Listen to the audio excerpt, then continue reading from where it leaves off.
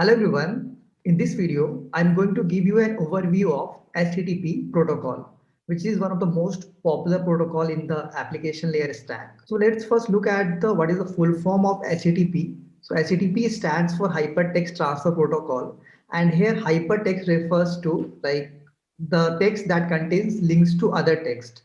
So that's what you see on your web page, a lot of links in the web page. And the language that is used to write those web pages is HTML. They are written in HTML. So if you go to any website, you can see the source code for that, and that will be HTML content kind of thing. And also hypertext also can consist of tables and images. So you also see a lot of tables and images on your web pages. So these all are written in HTML, and HTML again full form is hypertext markup language. So that's the language that is used to write these web pages. I mean the front end part of web pages. And HTTP is a application layer protocol, right? One of the most popular application layer protocol. And this protocol is used for transferring data over web. So what do I mean by transferring data over web? So as I have told already in my previous video that web in if you see World Wide Web or web, so what actually web means, right? So typically you have kind of a lot of web servers in the web and there are clients in the web. And these clients and servers communicate with each other in the web. Now they communicate with each other with the help of this protocol, HTTP protocol. We will discuss more about how they actually communicate in later slides. So let's try to differentiate between WWW, that is World Wide Web, and HTTP. Now, WWW stands for World Wide Web, or in short form, we call it as web itself. And this World Wide Web or web refers to collection of web content stored on web servers. So in web actually, if you see World Wide Web or web, there are a lot of clients and there are a lot of servers in this. We have discussed this before. Now on these web servers, which actually serve the content to the clients, a lot of web content is stored. Like this can be many documents, audio, video, it can be any data that are stored on these web servers. And this typically when we refer to web, we refer to this collection of like data in the on the web servers. Now web content can be of different types. It can be either static content or it can be either dynamic content. The static content, for example, text files, HTML files, audio video files, these are kind of static files that do not change. Then you have dynamic content also, like stock prices. So stock prices keeps on changing, on regular intervals. Take example, e-commerce products or their prices. They also keep on dynamically changing. Today, many people think that web is itself the internet, but that's not true. Web is not internet. Both are different. Internet is actually the infrastructure that powers web. So web is kind of an application on internet. So internet is a network of networks that I have explained in the video where I was talking about what is the internet. I have explained in that video. So both are different. Do not think both are same. Like there are a lot of other applications also in the internet. Web is one of them. You have email also is there. Then there are many others. File transfer. You have applications are there. Peer-to-peer applications are there. There are many other applications in internet. Web is one of them. Now, how does web work? So if you think of web, you have clients and servers in this World Wide Web or web. So clients typically, when you are on laptop, it's your browser, and servers are the web servers where all these documents and other resources are stored. I discussed about web content, either it can be static or dynamic. So these contents are typically stored on the server side, and clients actually request for this content. Like somebody can visit some website and they may request for a stock price of some stock. So that is dynamic content. Or somebody just wants to stream, like if you go to YouTube, we just want to play one video. That's typically a static content because video already is there on the web server. It will keep on serving every time you open that page on your browser. Now, what does HTTP do? HTTP is actually the protocol that helps in the client-server communication. So in the web, you have client-server architecture, and this client-server communicates with the help of this protocol. We will discuss how they communicate with each other in further slides. This is one example that shows like how this web architecture actually works. So you have client and you have server. In between, there is the internet. That's why I told. Web is the infrastructure here. So this is the infrastructure here that actually enables applications to communicate with each other. Now there is client, and through the internet, you can connect with a server. For example, if you are typing on your browser google.com, it will go through the internet, through the routers and all, and finally reach the google.com data center. Like they have multiple data centers, so it will reach one of them. There will be multiple servers there. So one of the server will serve your traffic or your request of google.com. And you can see on the server, either it can be image file or text file, which are static in nature, or there can be like many other like stock trading gateway, real estate search gateway, e-commerce gateway. It depends on your request itself, like what request you are making. For example, if it is a web server of Amazon, and it can be e-commerce gateway, like if you are asking for some products prices or something, in that dynamic content will be served. And if it's a YouTube server, for example, let's say we are requesting for some video, it may be served from the static file itself. Now, next question is very interesting. What's www in a web URL? So whenever you open a web URL on your browser, you see like first part can be HTTPS or HTTP, which is the protocol actually, which is used to communicate over the web. Then you see the after this is the general syntax of a URL that I'm discussing here. First thing is the protocol, HTTP, HTTPS. Then you have a colon, then two slash are there. Then you have www here, if you see. So what this stands for? This is a very interesting question. But before that, I will discuss more thing. So what does this YouTube, I mean youtube.com, if you see this thing, this actually is the host name. Now, what do you mean by host name? So you see there is a server actually which serves the traffic. As I have shown you here, there is a server here on this side, which will actually serve your request. Now this server has an IP address associated with the server. Okay.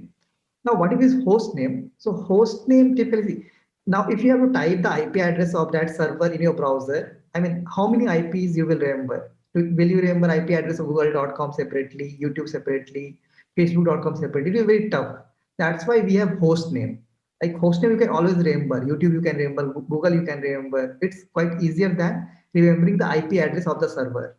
And then you have DNS actually, domain name system, that actually helps in converting this host name to IP address, because all the communication in the internet happens over IP address itself, as we will see later. So that DNS helps in the basically converting the host name to IP address. So this host names becomes very important because that's actually the server's, I mean, identification. Then you have the next path. If you see this channel and this channel name, that's my channel name. That's actually a resource path. Typically, in some cases, for example, when you type www.google.com slash, there is nothing after that, right? If you just type www.google.com, you will, I mean, your request will be served. In that path is empty, or that can also be denoted by just a slash. That is empty path. So empty path is denoted by just a slash. So let's now focus on what www is in this URL. So of course, we have looked at many other parts, but let's look at www. Now, if you see this host name www.youtube.com, so this is in the form of subdomain, domain, extension. Now, I mean, you may get confused here, like if you are hearing this subdomain and domain for the first time, but domain name you would have heard, I think, mostly. Domain name, Google is domain, Yahoo is a domain, YouTube is a domain. Now, there can be many subdomains for a domain. For example, I will show you some examples. In the next slide, I will show you some examples of that. And the next part is the extension. So extension can be anything. It can be .com, .in, or there are many other extensions. Like if you, whenever you are going to purchase a website, they will show you a lot of extension there. .edu can be another extension. There are many others. Now, www is what is www? www is subdomain that is used for web pages. Like there can be multiple other subdomains also. For example, FTP is another subdomain that is used for hosting files, and www is used for web pages. So whenever you are referring to any web pages, right, you will type www.youtube.com. It's not compulsory to type this. It's not mandatory to type www every time in this URL. Even if you just write youtube.com, it's fine. Your request will happen and you will see the content what you want to. In that case, what happens actually? In the DNS, actually, DNS record, they have set it up that if somebody requests for just for youtube.com, then also redirect them to www.youtube.com. That's already there in the DNS record. That's why you do not have to mostly type www in this case. So one example of, so I told you subdomain can be I mean, there can be multiple subdomains. One is www, another can be FTP. For example, you can see a FTP example. This is again the protocol name FTP at the beginning. Then you have the FTP subdomain. Then you have the website like Funnet, sorry, Funet. So this is the domain. Then .fi. What is this? This is your extension. The extension can be anything. It can be fi .in. I told you. Then the next pub crypt is this is the path here. So that's how you have to identify the URL. What are different parts of the URL, and typically what www is in this. So don't get confused. In the last slide, I was telling you www refers to the web, and it consists of servers having the data resources and everything. I mean, here I am referring in terms of URL. There I was referring in general what web means. So both are, I mean, different kind of, I will say, different way to define this. So when you are defining www in the terms of URL, that's the way of defining, say, subdomain. We are generally defining web. It's just a collection of web servers. You have resources on that. You have clients. So that's totally the web here. And web is one of the application in the internet. You see, for example, for google.com, I told you, if you just type google.com, it will redirect you to www.google.com because that's in their DNS record itself, which I will cover later on. And again, there can be multiple subdomains for google.com, like mail.google.com. Here subdomain is mail. We have docs.google.com. Here the subdomain is docs. So, but these are not, I mean, mail.google.com and docs.google.com. These are different. These are not the web pages.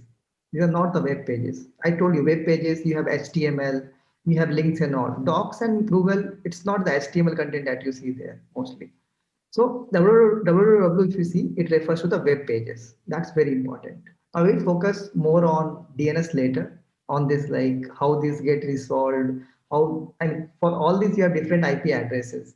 For mail.google.com, the response will go to a different server. For doc.google.com, the request will go to a different server. So we'll see how that happens in the DNS video.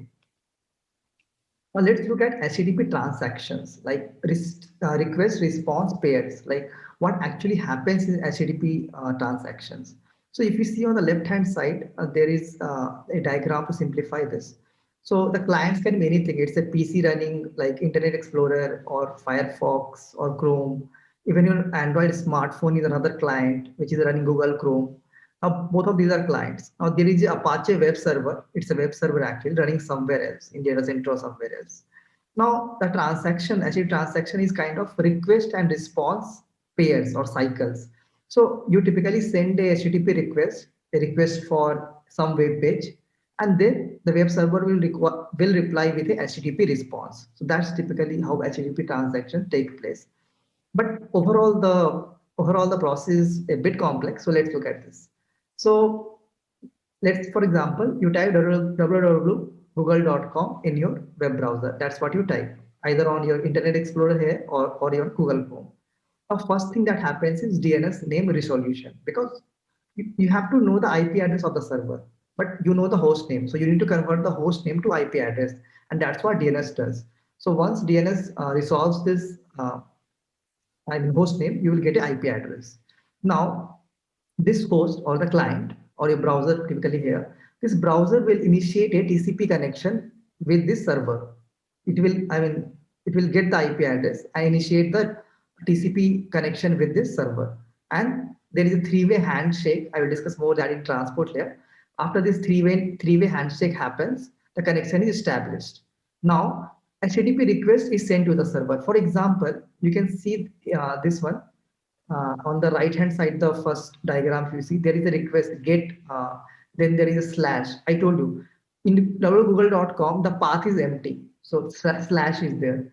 And then what is the protocol that we are using? We are using HTTP 1.1 protocol that's there in the first line. And this is the actually a request, how a HTTP request goes over. This is data for HTTP request. Also host name will be there, that is google.com. What is the user agent? I will discuss more about these different headers. These are called headers. Host is a header, user agent is a header, accept is a header. I will discuss more about this in a separate video. So this is how a request goes. And again, do remember that this is the request from the application layer, top layer. Now this data needs to be sent to the server. And of course, you will take help of other layers below it. So of course, what this will do is HTTP will forward this data to the transport or TCP. Typically, HTTP uses TCP, so it will forward this to transport layer, and it will ask the TCP basically protocol to transfer this data to server. But again, TCP does not. I mean, TCP cannot do it by on. So it will ask the network layer or the IP protocol that is there below it. But again, network layer also cannot do it. It will ask the data link layer, and data link layer will again use the physical layer to transfer this data to the server. Of course, there will be a lot of routers in between. I mean, between your client and the server, and it will finally the data will reach the server. Now, once the server will receive the data, the server is always waiting on some port number it is always waiting. In HTTP case, it's port number 80. It's always waiting there for your request. So once it receives your request, now it has to form, I mean, it has to reply to that request. So what it will do is it will form a HTTP response. So of course the data is lying there on the server. For google.com, it will create the HTML file. Typically it's there on, it's lying there on the disk. I mean, in the data center where the server is running. Now it will get that data from wherever it is lying there, wherever it is stored, and then it will create HTTP response with that data, and then it will send back that again. The same sequence of events will happen. HTTP again cannot send, so it will ask the TCP or transport layer to send it. Transport will ask network. Network will ask link layer. Link will again to the physical layer between the routers. It will, I mean, your from the server side again, it will travel to a lot of routers and reach a client or the Internet Explorer you have here. And finally, this client, when it receives this, I mean, your browser, when it receives this response, it will display that response on your browser. And finally, the TCP connection will be closed. So that's, I mean, that's, I will say, in more details, I've explained the whole transaction here, like when you open gold.com on your browser. And the second image you see on the right hand side is the response thing. So of course, first one is the request, and this is the response from the server side, which would have traveled, I mean, again through the routers and reached the client. So if you see the response, again, the protocol that the server is running on, HTTP 1.1, 200 means okay, I mean, the reply, the request is successful. Then what is the date at which the request, so response was sent, and there are many other headers in again in response also. We'll discuss that in later. I'm not going to dive into this in this video. Another example through I have explained in simple way, like HTTP request contains command and the URI, like get, there is some another path here. So spatial, so blade.gif, protocol version, what is the host name, like wjoeshardware.com. This HTTP, of course, it looks like this is Elon traveling here, but it's not so. Along with this is a part of application. So this is kind of HTTP, right? This is the application layer. If you see HTTP layer, this is called the message itself in the application layer. Along with message, you will have, I mean, TCP, you will have TCP, you will have TCP layer, you will have network layer, you will have data link layer. All of these will be attached to this. And this will go to the server. Then server will, of course, uh, I mean, it will see for this path and where this is stored, and it will reply with back with what is the content in that file, let's say, or GIF that is there, content of the GIF. It will reply with that, and again, it will again the data will travel from server to client here, and you see again what is the protocol version for the server side, the response code and content length and content type here. Like there are different headers here, and this will be again received by client, and client will display that on the browser. Now there are a lot of HTTP methods, like get is there, put is there. In both of these examples, the method if you see was get, like we were requesting for some data, that is get, typically get. And again in this also it was get. And get is one my most popular HTTP method that is used. And you can see like there are definitions for this: get, put, delete, post, head. I'm not going into definitions of this. If you want to read it now, you can read it. But of course, I'm going to cover these all methods in detail in a separate video. I'm just giving introduction here of all the methods. Similarly, you have HTTP status code. So HTTP status code is from the server side. So these methods are applied from the client side. So if you see in both the client message, if you see get method was there. This also client request get method was there. But if you see the status code, this 200 was a part of response. Similarly, here 200 was a part of response. There are many other headers also. HTTP status codes are there. 200 is there, 302 is there, 404 is there, 501, 502, even 10, 101. Many are there. I mean, we'll discuss about this later in a separate video. Now, do remember that HTTP is a stateless protocol. It will not maintain any state. So if you send some request to the web server, it will not maintain any state about you. So let's say if you're visiting some web page, let's say if you type google.com. But if you again type google.com, the server will not say that you have just visited this page. It will not say so because it does not remember about you. I mean, whether you visited or not visited. It does not store any state about your request. So by default, HTTP or the web server, they do not store any state about your request. But in today's world, we are using cookies to actually store the states.